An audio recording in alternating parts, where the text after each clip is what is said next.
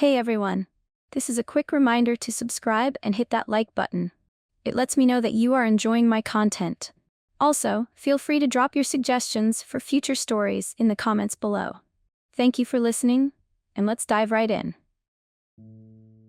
People say you lose touch with your high school friends once college kicks in, but for me, Danny, and Eli, that never really happened. We were the weird trio that stuck. Me, the loudmouth who ran on sarcasm, energy drinks, and impulse decisions. Danny, artsy and intense in a quiet way, always scribbling poems in the margins of her notebook, paint smeared on her jeans like war paint. And Eli, sweet, flannel-wrapped Eli, who'd apologize for breathing too loud and die of politeness before ever confessing an actual emotion. We ended up at different colleges after graduation, scattered across the state like someone flicked pushpins on a map with their eyes closed. So when spring break rolled around and we all happened to be back in our hometown at the same time, Danny had this idea: let's go off-grid. Nature, fire pits, no Wi-Fi, maybe even mushrooms if we felt spicy.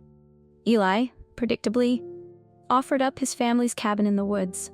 Because of course he did, so that's how we ended up crammed into his beat-up Jeep, windows down, music blasting, junk food in the back seat. We were arguing over whether pop-punk had aged like fine wine or sour milk. Spoiler, it's wine, fight me. It felt like nothing had changed. Like the years apart were just a weird dream we all had at once. Of course, life, or whatever lives out here in the dark, was just waiting for that perfect moment to ruin the vibe. We were maybe 20 minutes from the cabin, still laughing about something Eli said, probably one of his dumb impressions, when all three of our phones buzzed at the same time. I looked down. The screen was bright red. Emergency alert. Don't stop moving. What the hell? Eli said, frowning, reaching for his phone with both hands still white-knuckled on the wheel. Is this some kind of weird government drill? He asked, voice tight. Danny snorted, but there was an edge to it. Maybe someone hacked the emergency system again. Remember that fake missile thing in Hawaii? Yeah, or maybe we're being punked, I said, trying to laugh and failing a little. I mean, what does that even mean? Don't stop moving? Like, ever? Do we just jog into the apocalypse? They both chuckled. It didn't feel real enough to be scary yet. Eli cranked the volume up again, like we could drown it out with sound, but my skin was already crawling. The trees outside had gone. Quiet. Too quiet. Like the forest forgot how to breathe. I stared out the window, at the green blur rushing past, and that's when I felt it. That pressure. Like something was watching us. Like something new. Deep down beneath the sass and the playlist debates, my gut whispered, this wasn't a joke. And it was right. We didn't even make it to the cabin. Eli was driving like always, both hands gripping the wheel at 10 and 2, posture rigid, jaw tight. The road twisted more here, winding through dense pines like it was trying to keep us out. The light started thinning, sunlight filtering through the trees in long, spindly streaks. Then it happened. Something slammed into the back left corner of the Jeep with a sickening thud, hard enough to jerk the whole car sideways. Jesus, Eli shouted, yanking the wheel as the tires screamed against gravel. What was that? Danny yelled, twisting in her seat to look. My heart was pounding so hard I could taste it in my mouth. Did we hit something? No, Eli said, his voice low, almost flat. It hit us. We all froze. The music was still playing. Some upbeat indie song that now sounded completely wrong. I looked out my window. The trees looked the same, still, normal, but that feeling didn't leave. That pressure, like something was moving just out of sight. Following. We didn't wait around to see what it was. Eli floored it. The Jeep roared down the narrow road, gravel spitting out from the tires. Trees blurred into a smear of dark green. The cabin had to be just around the next bend, and then we hit the ditch. It felt like the Jeep launched into the air for a second before slamming down with a metallic crunch. The tires skidded. Eli cursed, fighting the wheel. We veered off and crashed straight into a tree. Everything went sideways. Metal shrieked. Glass shattered.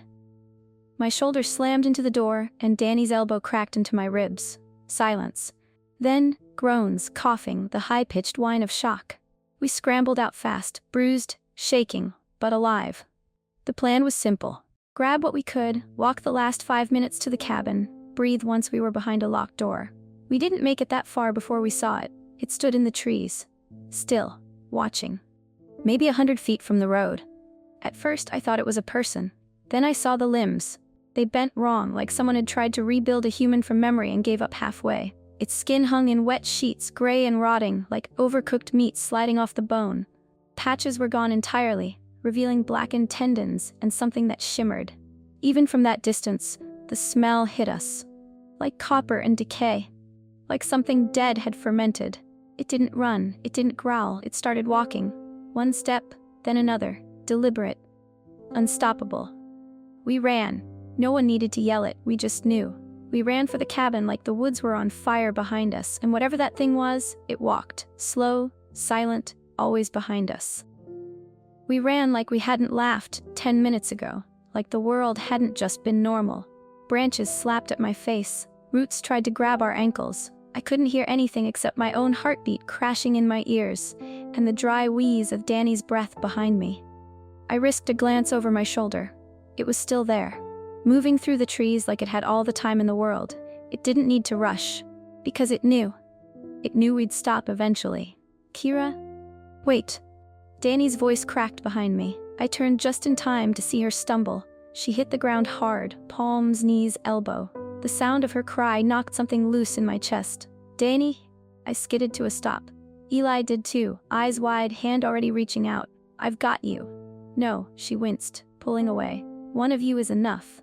She looked at me, only me. And in that second, even with the taste of fear sharp in my mouth, the world tilted. Just enough for something soft to break through the terror. I saw it in her face, something she'd kept hidden since the night before college. Something that felt a lot like want. I didn't hesitate. I grabbed her hand, hauled her up, and we took off again, shoulder to shoulder. Footfalls pounding against the mossy earth. The cabin broke through the trees like salvation. Crooked, weather-worn. Slightly tilted to one side like it was bowing under the weight of years. But it was there. We made it. Eli shouldered the door open, like his life depended on it. It probably did. The second we were inside, we slammed it shut. I locked the bolt, threw the chain, even jammed one of the kitchen chairs under the knob for good measure. My hands were shaking so bad I almost missed the latch. Danny collapsed onto the couch with a choked sound, half relief, half pain. I turned to the window and froze. It was still there, standing in the trees, watching. It didn't charge the house, didn't howl or scrape its claws down the siding like some cartoon monster. It just started walking again, slow, uneven, wrong. Its limbs jerked like a marionette with tangled strings. Lock the windows, I said, already moving. Eli nodded, rushing to the far side of the room. We checked each one twice, then a third time. Outside, the forest had gone back to holding its breath. But we could hear it, moving, a heavy drag, then a step, another drag, another step. It was circling, like it was studying us, testing. The doorknob rattled once, softly, just once. I held my breath. It didn't yank, didn't slam, just touched it, like it was trying to figure out how it worked. And then came the sounds. Not human, not animal, just wrong. A deep, guttural clicking, like bones grinding, mixed with something wet and high-pitched, like chewing, but underwater. What the hell is it? Eli whispered, crouched by the kitchen window, his phone in one hand. I don't know, I said, voice thin. But it's not stopping. He was trying to get a signal, moving his phone around like it was a divining rod. If I can get just one bar, my dad will know what to do. I didn't say what I was thinking. I didn't think anyone was coming. Not in time.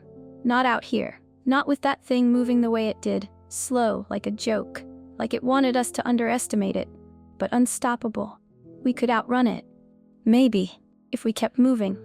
I turned to Danny. She was biting down on her hoodie sleeve, trying not to make a sound while she wrapped her ankle in a hand towel. The swelling was already bad, tight and purple.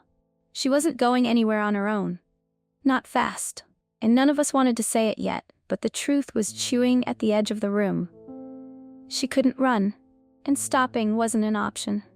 Eli disappeared into the back room, still clutching his phone like it could save us, leaving Danny and me in the flickering silence. Danny shifted on the couch, carefully adjusting the towel-wrapped ankle. Her breath hitched, but she didn't complain. I watched her for a second, the firelight flickering across her face, highlighting every smudge of dirt and fear and memory. I'm glad we did this, she said softly, almost like she was admitting something private to the walls. I blinked. You mean the death march through the woods and our new zombie admirer outside? A weak laugh. Even with all of that. She paused, chewing on her bottom lip. I've missed you. Something in me cracked open. Yeah? Yeah, she said, eyes still on the fire. After everything, I didn't think I'd ever get the chance to say that. Or hear your voice again. Or, she stopped herself, then met my gaze. I've thought about you, Kira, a lot, since that night. I sat down across from her, heart hammering loud enough that I was sure she could hear it. You mean the night before college? She nodded. That night. You left without saying goodbye, I said, more bitter than I meant to be. I waited. I actually stood there, thinking maybe you'd turn around. I almost did, she whispered. But I thought, if I turned around, I'd never leave, and I told myself cutting it off clean would make it easier. Did it? No, she said. It just made everything feel worse, like I broke something and couldn't fix it, so I just tried not to look at it. The room was quiet, except for the slow, steady creaking of the cabin and the occasional soft rattle of the doorknob as that thing circled, testing us. I wanted you to call, I said, even just once. I wanted to, Danny replied. I almost did. 12 times, but I figured you didn't want to hear from me. I thought maybe I imagined it. What was between us? You didn't, I said. I'm sorry, she said, for leaving like that, for not saying more when I should have. I reached across the space between us and brushed my fingers against hers. You're saying it now. Then a quiet floorboard creaked behind us. I turned. Eli stood in the doorway of the back room, his silhouette outlined in the dim glow of the kitchen lantern. His face was blank, unreadable. But his eyes had heard every word. He didn't say anything at first, just looked between us. And then, with a voice low and steady, he said, We should move to the attic. The windows are smaller, easier to defend. He didn't look at either of us when he said it, just turned and walked away. The attic creaked overhead like it was breathing. Too many years, too many storms. This place wasn't built to be safe, just old. After sealing every window and double-checking the doors, we moved upstairs. The attic felt tighter than I remembered. Slanted ceiling, dusty cot, narrow windows like slits in a fortress. Just enough space to feel like maybe we could hold out until morning. It was cold up there, quiet, but not peaceful. Eli sat in the far corner, back straight, arms crossed. His jaw was locked in that way people wear when they're trying really hard not to fall apart. Danny was by the window, unwrapping and rewrapping the bandage around her ankle like it gave her something to do. Something that wasn't think. And I didn't know where to go. Every part of me wanted to sit beside Danny, to close that small, aching space between us. But Eli hadn't said a word since we got upstairs. He hadn't even looked at us. So I stayed in my corner, wrapped in a scratchy blanket that didn't help, watching the sliver of moonlight crawl across the floor like it was trying to escape too. Eventually, exhaustion won. I don't remember falling asleep, just waking up to the sound of voices. Low, sharp, arguing, coming from downstairs. I slipped off the cot and crept to the attic hatch, easing it open an inch. Below, in the flickering light of a dying lantern, Eli stood in the middle of the living room. He wasn't yelling, but his voice cut clean anyway. You could have told me. A pause. Then Danny, tired and quiet. Eli, I didn't know how. I didn't want to hurt you. You didn't want to hurt me, he repeated. You think this is better? Me standing there like a goddamn idiot while you look at her like that? My stomach dropped. Silence. The kind that fills a room so heavy it starts to rot everything in it. Then, boom, the cabin shook. Not a creak, not wind, a full-body shudder, like something massive had just slammed into the foundation. I dropped through the hatch fast, hit the stairs hard. My breath caught. Outside the window, there were 10 of them now, just standing there, half hidden behind trees, all facing the cabin, all watching. One of them had moved closer. Just one. It stood at the front door, arm curled like a hook, claws digging into the wood. Peeling it open, slowly, deliberately, the wood groaned like it was trying to hold on, to beg for mercy. I knew it in my chest, in my blood, in the marrow of my bones. The cabin wasn't going to hold. The door shook again, harder. A sickening crack split the air. Splinters scattered across the floor like bones. One more hit, maybe 2. It was coming down. We stay, Eli said, pacing by the window like motion alone would fix it. My dad's close. If we leave now, we miss him. He could be here any minute. Danny shook her head. Her jaw was tight. We're sitting ducks, Eli. This place won't hold. She can't run, he snapped, pointing at her ankle. How far do you think we're gonna get carrying her? I'll crawl if I have to, Danny spat back. I'm not dying here. I looked between them, heart trying to slam its way out of my ribs. She couldn't run. But the door couldn't wait. I made my choice. We should go, I said softly. Now. Eli looked at me like I'd betrayed him personally. Of course you'd say that. My eyes narrowed. What the hell does that mean? He let out a bitter laugh, sharp and hollow. You two lovebirds are better off without me anyway, right? Danny's face snapped into fury. Don't make this about feelings. This is life or death, Eli. Feels the same from where I'm standing. She grabbed her bag, slinging it over one shoulder, hissing as her weight shifted. Fine, she said. Stay then. Be stubborn, be stupid, but don't you dare blame us for trying to live. Then she turned to me, eyes burning. Kira, we should go, now. And I did. Without another word, we slipped out the back door into the dark. The wind bit at our faces. The air smelled like rot and metal and something worse, something ancient. Behind us, the cabin shuddered again. But Eli didn't follow. We moved fast, not running, just moving.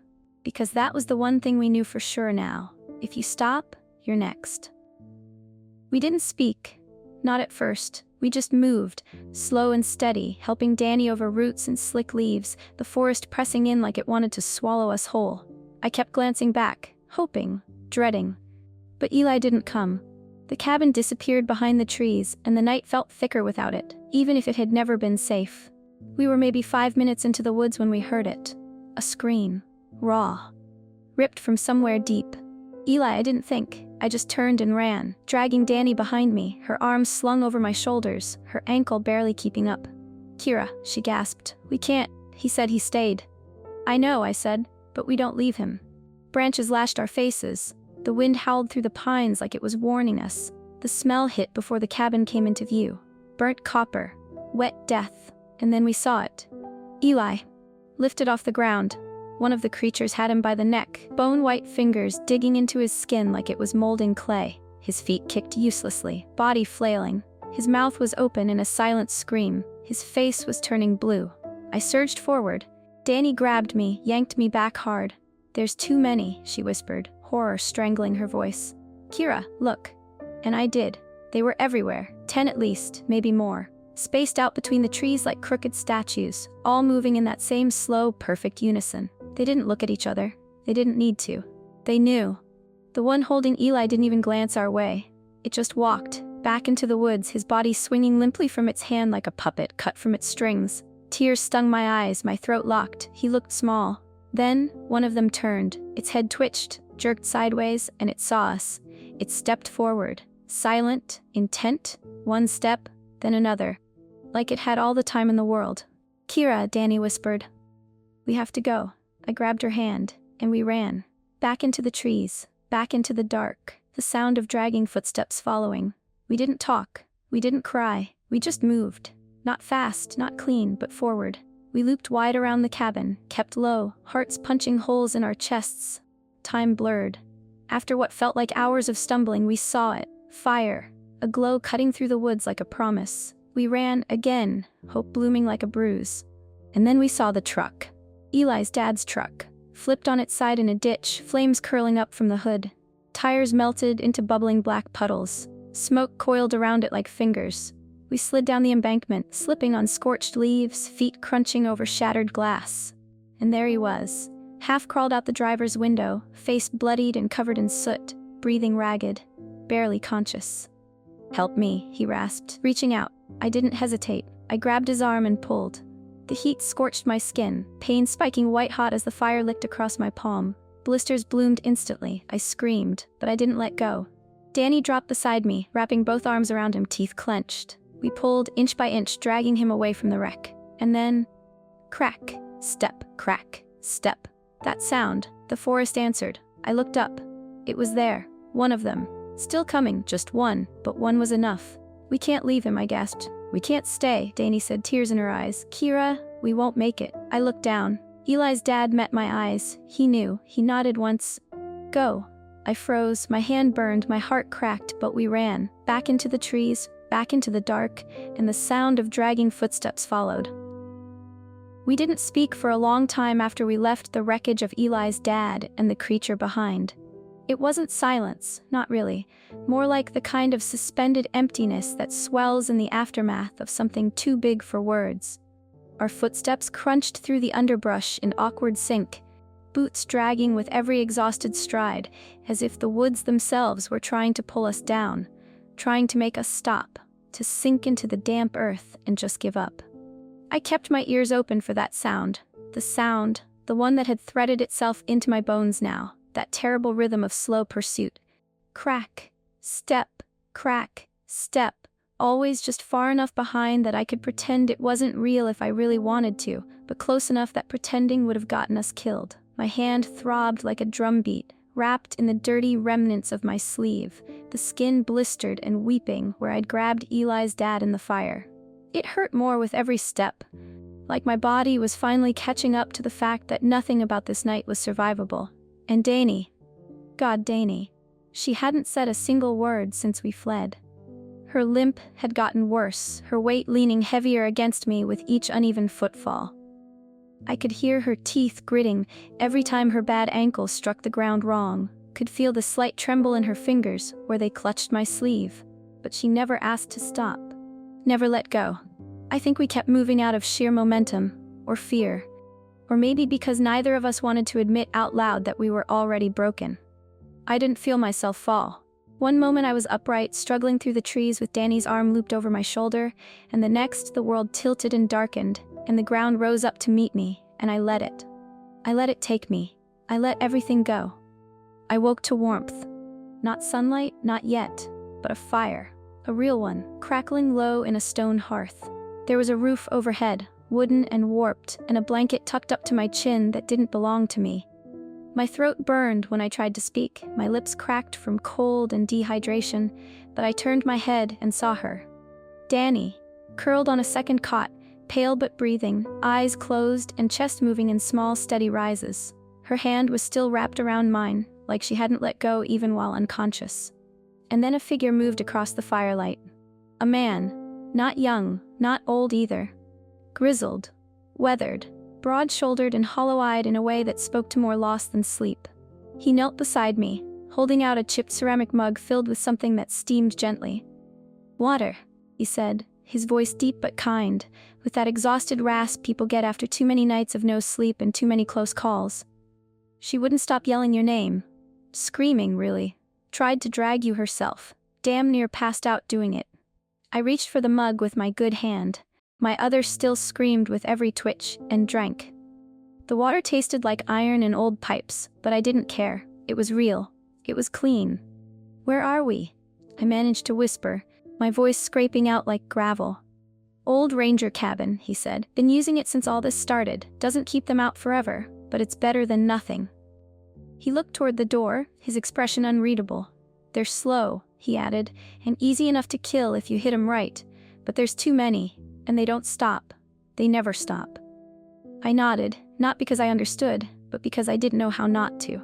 "Name's Cal," he said. "That's my wife over there, Marcy." He tilted his head toward the corner, where a tall, serious-looking woman sat cross-legged on a stool, methodically cleaning a rifle with the kind of focus that only came from repetition.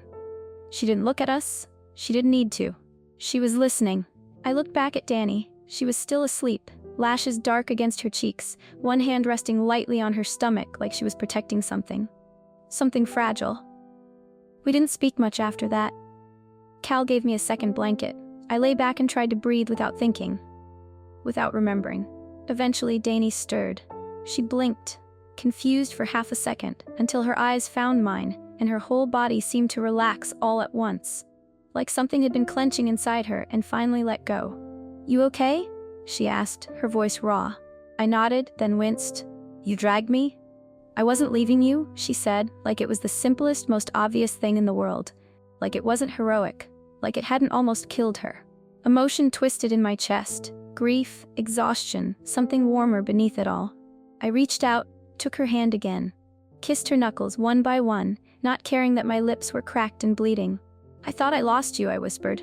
"You almost did," she replied, leaning closer, her forehead brushing mine. "We didn't kiss.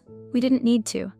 just lay there, hands clasped, heart syncopated by fear and fatigue and something that felt like love, or maybe just survival dressed up in affection. The cabin creaked softly, the fire crackled, and then the world shattered all over again. The door didn't knock. It detonated, a roar of splintering wood and frigid air and shrieking wind as it was torn off its hinges like it was made of paper. Glass exploded. A scream, sharp and fast, was cut off halfway through. Marcy. One of them had her, dragging her through the open door like she was weightless, her boots gouging trenches in the dirt floor. Cal yelled, lunged after her, but another one grabbed him by the chest and yanked him into the dark, like it was nothing. Gone. Just like that. I was already moving, Danny beside me, both of us grabbing what we could, nothing really, and bolting through the back exit as chaos swallowed the room behind us. The forest greeted us with open jaws, and we ran, stumbled, tripped, fell, kept going, because the rules hadn't changed. They never did. Cal had mentioned he had a truck, just nearby. The truck was still there, sitting beneath a layer of moss and dead needles, dusty, abandoned. But the keys, by some impossible miracle, were in the ignition. I didn't question it. I turned the key, slammed my foot down, and peeled away, headlights swinging wildly as we tore through the woods like demons were behind us. And they were. At first we thought the road was clear, then the forest opened up, and we saw them. Dozens, hundreds, bodies filling the road, blocking every path, some standing, some crawling, all watching, still, breathing, waiting. The stench was overwhelming, like rot and copper and things that had died screaming. Danny turned and pressed her hand to her mouth, gagging, eyes wide with horror. I tightened my grip on the wheel. We weren't getting through. Not clean. Not alive, maybe. But I wasn't stopping. I reached for her hand again, burned and blistered though mine was, held it tight and kissed the fingers that had never let go. "I'm glad it was you," I said. Then I floored it. The truck hit the first one with a sound like a watermelon dropped from a rooftop. Limbs snapped.